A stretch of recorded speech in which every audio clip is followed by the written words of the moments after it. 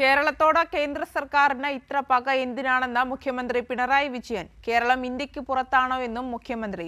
നാടും ജനതയും കാട്ടുന്ന ഒരുമയ്ക്ക് മുന്നിൽ ഒന്നും അസാധ്യമല്ലെന്നും പറഞ്ഞതെല്ലാം നടപ്പാക്കുമെന്നും മുഖ്യമന്ത്രി പറഞ്ഞു. CPIM പത്തനംതിട്ട ജില്ലാ സമ്മേളനത്തിന്റെ സമാപന യോഗം ഉദ്ഘാടനം ചെയ്യുകയായിരുന്നു മുഖ്യമന്ത്രി പിണറായി വിജയൻ.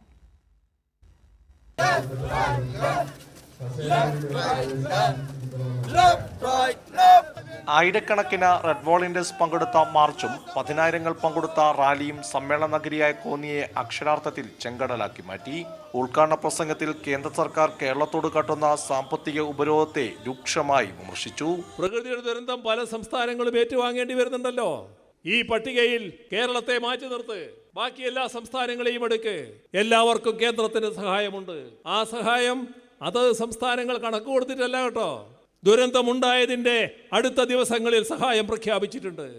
എന്തിനാണ് കേരളത്തോട് ഇത്ര വലിയ പക? നാം ഇന്ത്യക്ക് പുറത്താണോ? ഈ രാജ്യത്തിന് അഭിമാനം പകരുന്ന ഒരുപാട് നേട്ടങ്ങളുടെ ഉടമയല്ലേ ഈ സംസ്ഥാനം. കേരളത്തിലെ ജനങ്ങളോടൊരു ശത്രുതാഭാവം എന്തുകൊണ്ട്?